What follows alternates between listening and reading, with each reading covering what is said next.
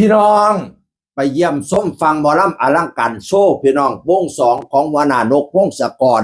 ฤดูกาลนี้คอยเห็นพระเอกลง2 คนเด้อที่คอยเห็นเด้อคนอื่นลงนี่บ่รู้เด้อคนแรกที่เห็นเนาะหลังจากเพิ่นปิดฤดูกาลไปเมื่อวันที่30พฤษภาคม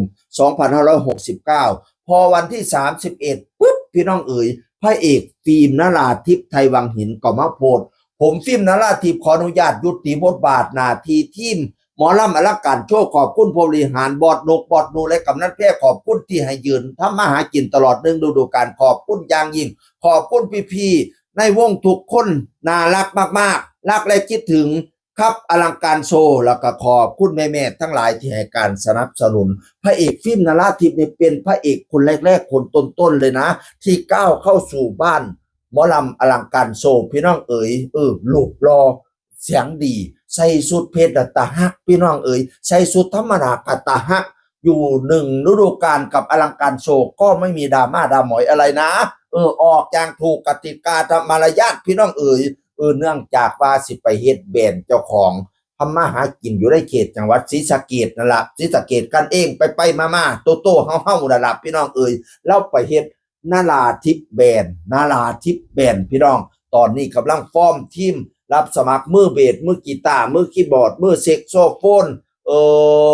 แล้วก็หลายตำแหน่งนำกันพี่น้องทักแชทมาเลยเรากำลังจะฟอร์มทีมเพื่อว่าจะรับงานแถวศรีสะเกษโดยเฉพาะเป็นคนศรีสะเกษนำกันเองแห่งสิยิ่งดีหลายแต่ก็รับงานตัวไปนั่นล่ะแต่ว่าทีมงานก็ได้เป็นศรีสะเกษนี่สิดีหลายปานว่านั่นน่ะพระเอกรูปหล่อพี่น้องเอ้ยอุ้ยแล้วได้รับตำแหน่งขวัญใจ FC เสน่ห์อีสานเด้อขวัญใจ FC เสน่ห์อีสานจากเพจเสน่ห์อีสานเพราะว่าเราไปโพสต์เขาเจ้าเอาเรื่องเล่าของฟิล์มนราทิพย์ไปโพสต์ในเสน่ห์อีสานแล้วคนกดไลค์กดแชร์หลายเราก็เลยเป็นขวัญใจ FC เสน่ห์อีสานFC ฟิล์มนราทิพย์มากดไลค์กดแชร์ข่อยเด้อสิได้เป็นขวัญใจ FC เสน่ห์เสียงอึ่งให้เขาว่าจังซี่ นอกจากนั้นพระเอกน้อยคอปเตอร์ณัฐกรกับมาล่าลงกับหัวหน้านกคือกันพี่น้องเอ๋ยคอปเตอร์ว่าจังซี่ล่ะในนามคอปเตอร์ณัฐกรขออนุญาตยุติบทบาทหน้าที่ศิลปินหมอลำอักร่างการโชว์นะครับด้วยเหตุผลจะไปหาประสบการณ์ในวงการนี้ต่อไปสิไปหาประสบการณ์ในวงการนี้ต่อไปบ่ได้ว่าสิหยุดตีบ่ว่าได้ว่าสิเศร้าล่ำเด้แต่ว่าสิไปหาบทประสบการณ์ต่อไปสิไปทางใดยังบ่ทันได้ว่าเทียบพี่น้องเอ๋ยขอบคุณพ่อนกญานุปู่ออดลุงใหญ่พ่อแพ้ที่เมตตาผมให้มาสร้างสรรค์ผลงานบนเวทีอลังการโชว์ปี1ขอบคุณแม่ๆทุกท่านที่สนับสนุนมาจนฮอดซุมื้อนี้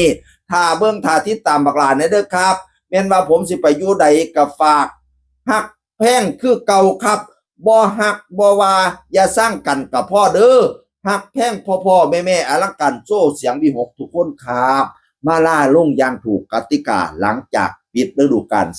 30 พฤษภาคมน้องคอปเตอร์ก็เฮ็ดจนว่าครบ1 ปีพี่น้องเอ๋ย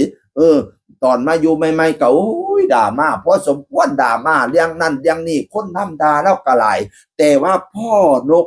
กับย่านุนี่แหละเป็นคนเสียมสัมพันธไมตรีเด้ผู้ใหญ่บ้านฟินแลนด์มายำทั้งอลังการโชว์ทั้ง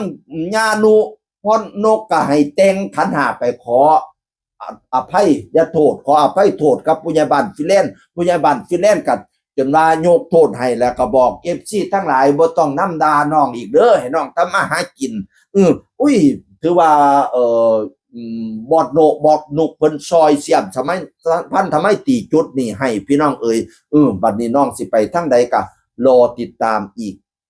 ตอนต่อไปเป็นศิลปินที่มากด้วยความสามารถล่ำได้สังวาสหลายสังวาสตั้งแต่น้อยๆพุ่นเนาะล่ำขอนแก่นล่ำอุบลล่ำสารคามล่ำกาฬสินธุ์ได้เบิดนั่นละเล่นดนตรีได้เป่าแค้นได้ดีดพิณได้เป่าอีหยังโอ้ยหลายอะไรอย่างแล้วเฮ็ดเป็นน่ะพี่น้องตีกลองมะลึงตึงซิ่งแล้วเฮ็ดเป็นเบิดล่ะพี่น้องสุดยอดน้องคอปเตอร์เนี่ยติดตามตอนต่อไปว่าน้องจะไปอยู่วงไหนเพราะว่า